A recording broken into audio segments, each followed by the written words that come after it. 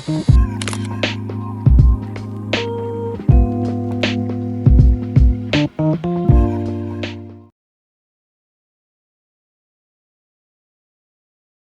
want to go back a little bit. You said you had this conversation with your father about quitting school. Now, in the context of time, one could do that back then and still fare out pretty well, right? I mean, you could get you whether it be a labor job or whatever, and still, thrive. That in contrast to today, right? You can't just leave high school and think you're gonna get a decent job anywhere.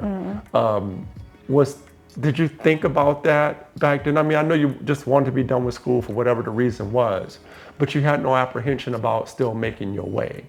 Was that a spirit of what you felt around you with people? Because surely more people left school to work back then.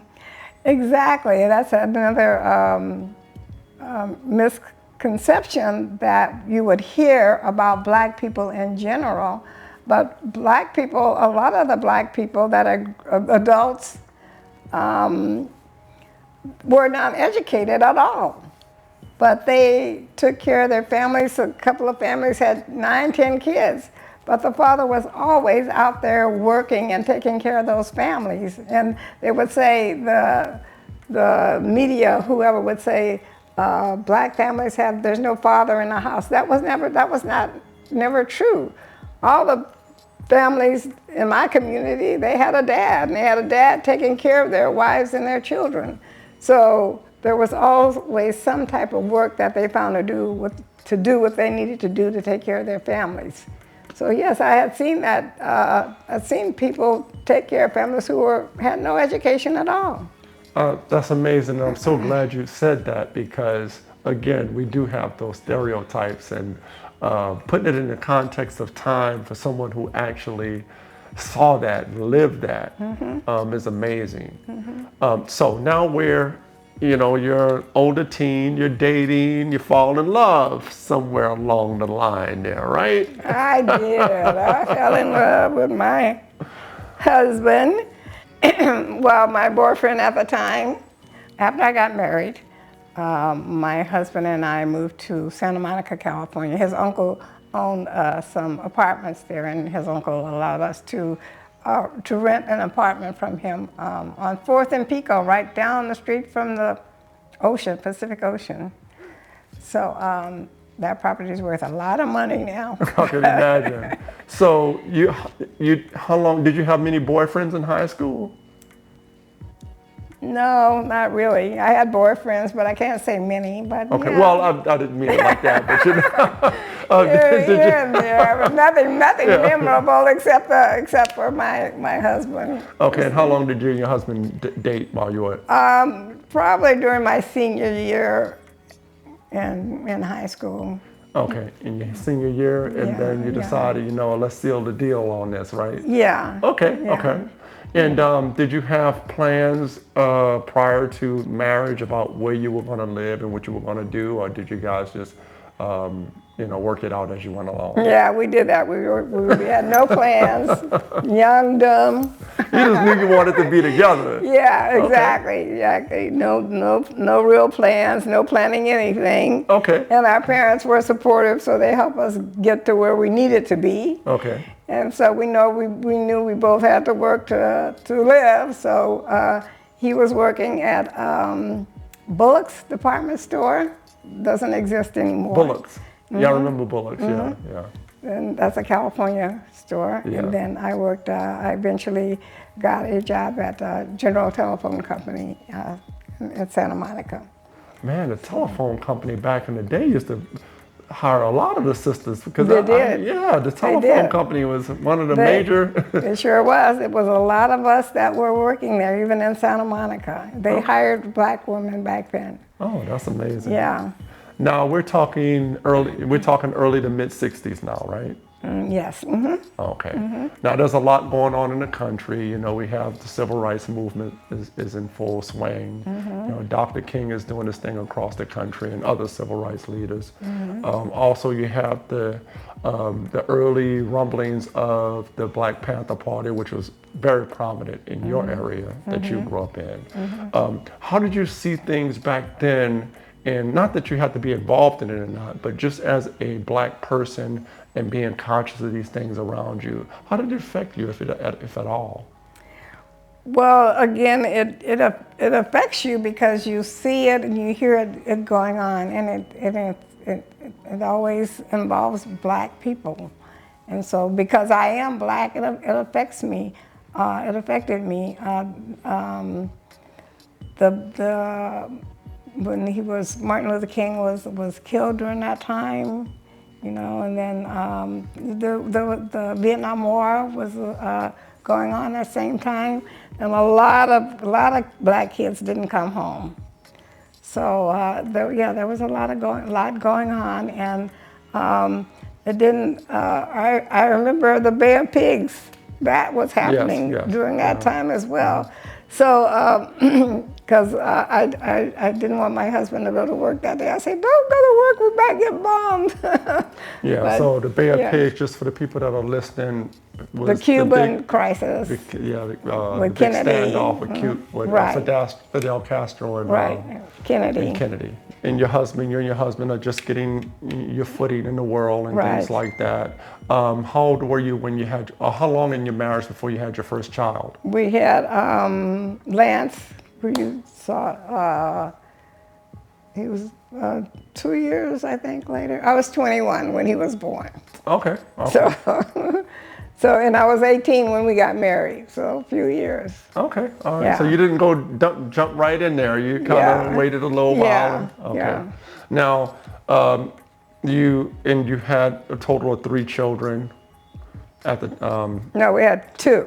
2 children. Yeah, okay, we had Lance and Shannon. We'll talk about Shannon in a little bit. Yeah. So you and your husband, you're thriving and going through life and what have you. And you had several career changes, right? You landed a job with the airlines yourself at some point. I did, yeah. That was after, I think after I divorced him. Okay, then we'll go back. We're not going to go that far into it because I want to talk about your husband and your journey in your first marriage. Okay. Talk about that for a little bit. Okay, he was a great dad to my children. He was a great husband on some days. On some days we had a lot of fun together, but on most days he enjoyed his life outside of the family. So eventually we had to divorce, and after about 15 years of marriage. 15 years of marriage. Okay. We got a divorce. Okay, and getting a divorce, having children in what I would estimate early 70s, early to mid 70s. What was life for you at that point, being, married, since essentially you went from your dad's house to your husband, into a home with your husband. What was that like for you in that period? To now be divorced? Yes. Okay. It was fabulous. Oh, okay. Well, let's talk about it. Let's talk about it. Well, again, I'm a young person. By this time, I am working for Continental Airlines. My children are not babies. They're 12, something like that age range. So I had a lot of freedom then. Working for the airlines, I was able to travel around the world. My husband would keep the kids his weekends, so I didn't have to worry about babysitters. He still was a very involved dad, as he is today. Yeah, he never did we neither wanted our kids to feel like they didn't have either parent. So he was always a part of their lives. And so whenever I wanted to go somewhere, he was there to keep the kids. So yeah, so from the time that I was divorced for about 10 years, I was a single adult for the very first time in my life. And I had a good time doing that. It was fun years for me. Okay. So you had this autonomy. That's when I had a lot of boyfriends. Oh, okay. You saved it for later. You Yeah. saved it for later. Whatever So you- were there men that wanted to marry you? Did you get a? I got a few proposals, but I didn't You accept weren't any of interested them. in But marriage, yeah, no, yeah. I was not. I'm not marrying the people who had proposed to me. But no. You were holding out, huh? Well, for what I thought was the kind of situation I wanted to be in. Absolutely, And absolutely. but I enjoyed the companies and the trips and the travels and the out to dinner and the gifts and that type of The thing. gifts too. Wow, that's well, stuff. yeah. All right. Okay. Yeah. So all right. So you have this freedom and this autonomy for the first time. You're living independently, and there come a time where you decide that you want to be married again. Well, actually not. What happened was there came a time when I said, okay, I'm tired of all of this. I'm tired of men because all of them, it just turned out to be a disappointment. And so I says, I'm just gonna focus on my career and my children and just go on with life and just So let me stop. ask you, what made you so disappointed or fed up? Like, was there something that you, in the back of your mind, was there something that you were looking for in the relationships ultimately? Because it sounds like you were disappointed. Well, I was not meeting the type of men that I felt like were the men that I wanted in my life permanently. Permanently. So, well, the men I was Harry, meeting, you gotta go, man. yeah, the guys I were meeting, they were fun and that kind of thing, but they weren't what I was looking for. I see. Yeah, and it was like I said, I got tired of like dating and quitting and dating and quitting. So I said, okay, I'm done with all that. I'm finished, and I'm just gonna not date anymore. My friend calls me up, a girlfriend.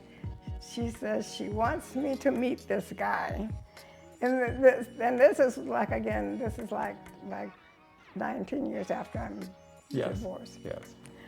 And I said, again, I wasn't so eager to do this, to go on a blind date with this guy, but the person, my girlfriend, because it was her, and because I knew her, she was a professor and she was very intelligent and she had really people like her surrounded in her life, so I thought this person was gonna be like that. Like she was, I knew this person would have to be a quality person for her to recommend the person. Okay. And I still said, okay, I'm thinking to myself, I say, okay, I'll go just because it's you who are asking me to do this. And so I went on a blind date. It was her friend, and I was her friend, so we met each other. It was John, my second husband. So he turned out to be very impressive, very much of what I thought I wanted. And so I ended up marrying him after a year of dating. After a year of dating. Okay. So he nabbed you up, and after 10-year hiatus, you're back in the matrimonial life now. Right. Okay. And so where did you live at that point, and what was life like for you at that point? Okay, I lived in Hawthorne, California when we got married. And when I met him, because I had a computer background, and I had a computer background in administration, and his background was in, they did contracts for the government. So he was in a technical end of the computer. So I said, this is a perfect marriage. I'm in administrative management, and he's in technical, and we started our own computer business. Okay. Computer Excel. And we got the business going. I got us a location on Englewood Avenue in Rosecrans. And we had a nice little computer shop going. It lasted for a few years. as it turned out, he wasn't. There was just conflict with he and I as business people. Okay. So it didn't quite work out. It lasted for a few years, but it didn't quite work out. And then shortly after that is when my daughter got sick. So the conflict that you had, was it more of an economic conflict or about No, the business? like I said, I would be management. Management meaning that if you have an appointment, you have to keep the appointment. If you go on an appointment, you have to stay an hour or two. But he couldn't keep a schedule. You know, he for him it was more like a hobby. If he went to, he didn't have time to wait to get this job done and go on the next job. He just didn't have he had the technical knowledge and ability, but he couldn't incorporate himself in the business part of it. I see. Business management, time management, money management. You know, so when I was trying to keep all this area together, there was conflict where he couldn't keep up with that. I see. So we could have had government contracts and that kind of thing, but he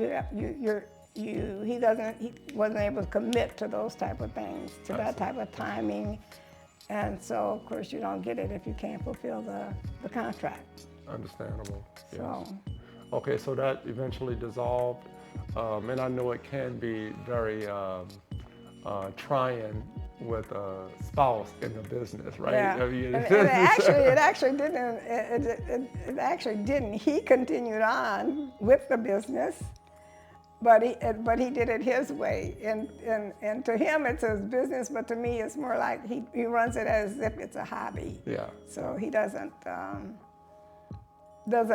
I had visions of making a corporation. Oh yeah, you were thinking long range. Right. I was going to make this thing work, but he is making it work on his level. His level. That's understandable. So you had, how long were you married the second time?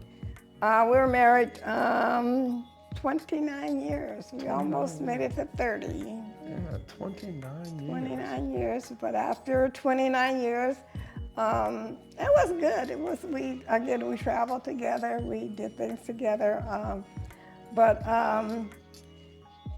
he decided that he wanted to do something different, and that he did not want to be married anymore, and we got a divorce. And how old were you when you divorced the second time? It was in the year of 2016. How old was I then? I was in my 70s.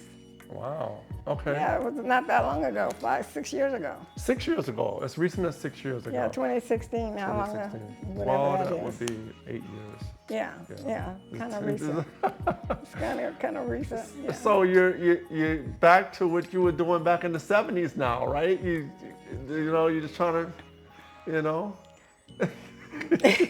I'm back. Well, I'm divorced. I'm single, but not much is going on. It's a little different from back in the 70s, It's right? very different. It's very different. It's very different. I thought I was going to have to fight him off again, but no, that ain't happening. So, Okay. so yeah, it's different. So I have to enjoy life as it is today, and I do.